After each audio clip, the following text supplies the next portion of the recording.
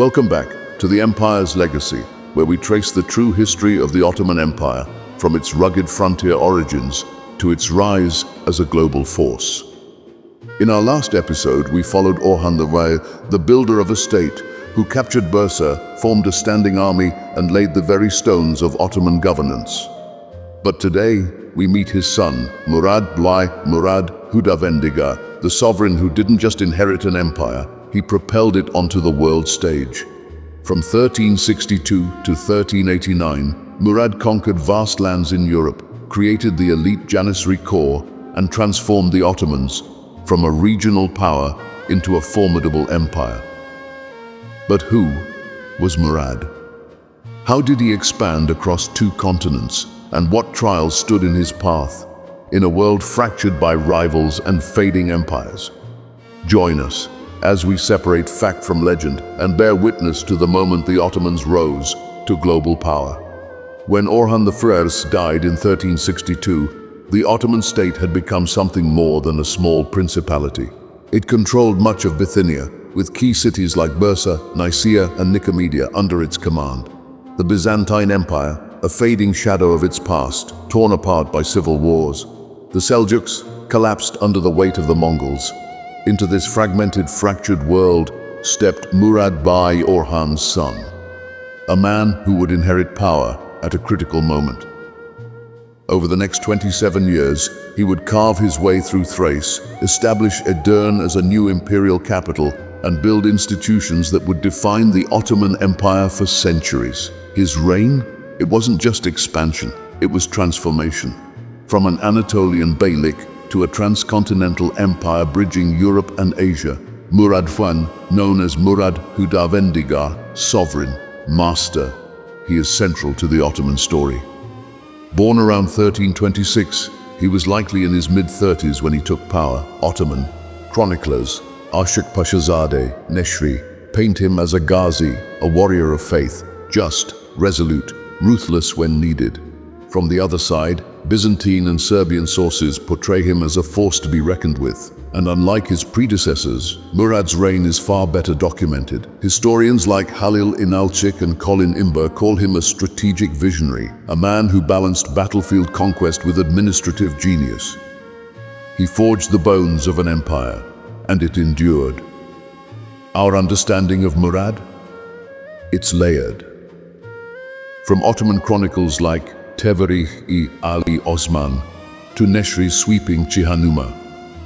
From Byzantine voices like John Cantacuzénos to Serbian tales of war and loss. Archaeological traces, mosques, inscriptions, endowments in Edirne, all whisper the same truth. Murad was not a king in name only. He was a builder of cities, armies, and legacies. He spanned continents, forged alliances, and navigated the chaos of a post-Mongol world with unmatched finesse. When Murad assumed power in 1362, the Ottoman state was ready. The Byzantines, clinging to Constantinople, splintered by infighting.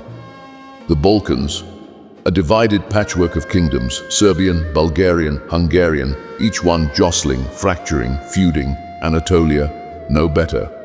Rival beyliks, Karaman and Gurmian, fought for dominance. The Mongols had left a power vacuum.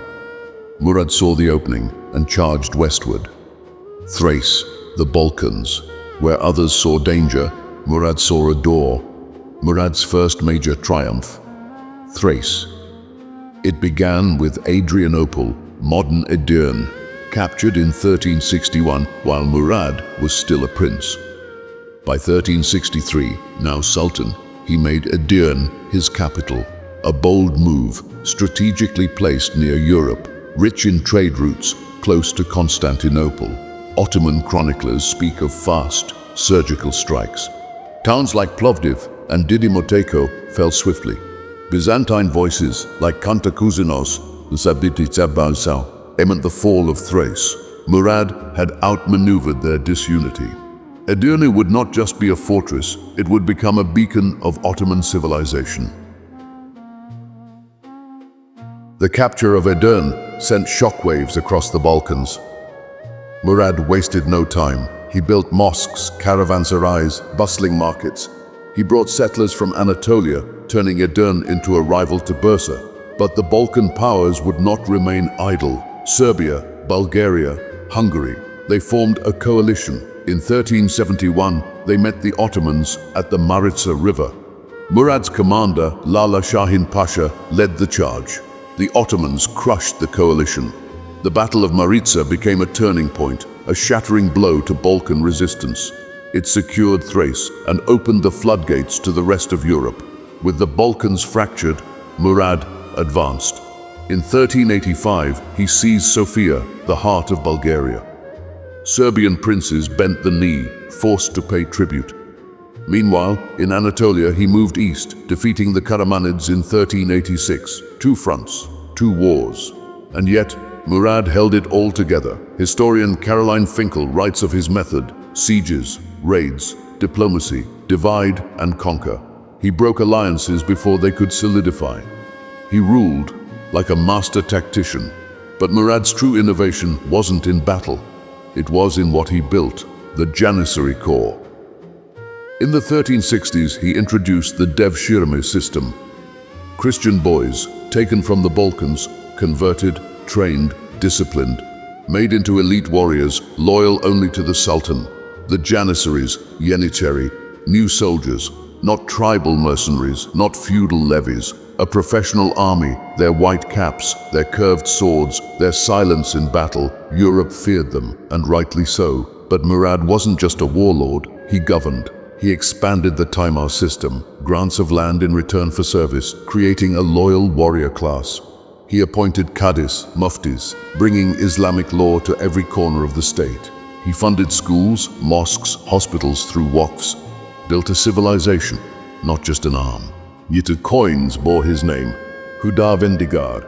In Edirne, his buildings still stand. He even allowed Christians and Jews to flourish under his rule. Unity, not division, was his formula. Diplomacy, he mastered that too. Murad extracted tribute from Constantinople, held truces with the Byzantine emperor. He married into rival beyliks, defeating enemies by wedding their daughters. He backed Sufi orders, like the Bektashis, cementing the Ghazi warrior ethos in his ranks. Every alliance, every marriage, every gesture was calculated. The empire held, because Murad held it together, but no ruler escapes challenge. In 1387, a new Balkan coalition emerged. This time, Serbia and Bosnia united. They clashed at Plochnik. Murad's forces prevailed, but the alliance didn't crumble. It grew. By 1389, all roads led to Kosovo. At Kosovo Polja, Murad faced Prince Lazar of Serbia. The battle was brutal. Ottoman and Serbian sources tell of blood-soaked fields, a war that nearly broke both sides. The Ottomans won, but at a terrible cost. Murad was assassinated on the battlefield, stabbed, some say, by a Serbian knight in the midst of victory. He was 63. The Battle of Kosovo, 1389. It ended Murad's reign, but it secured the empire. His son, Bayezid I, took command, ensured the Ottoman triumph. Murad's legacy: Thrace, Bulgaria, Serbia, a bridge empire. His Janissaries, Taimar system, and waqfs became pillars of stability. He was buried in Bursa, next to his father, a sovereign in life and in memory. Modern dramas like Dirilish Ertuğrul often skip Murad. They favor myth over man. But Murad's reign was pivotal. No fictional crusader armies, only real enemies, Balkan coalitions, rival beyliks, and a visionary who turned conquest into empire. In our next episode, Bayezid I, the Thunderbolt, lightning-fast conquests. The cataclysm at Ankara that would shake the empire's foundations. Thank you for joining us on the Empire's Legacy as we uncovered the life and legacy of Murad I, the architect of Ottoman global power.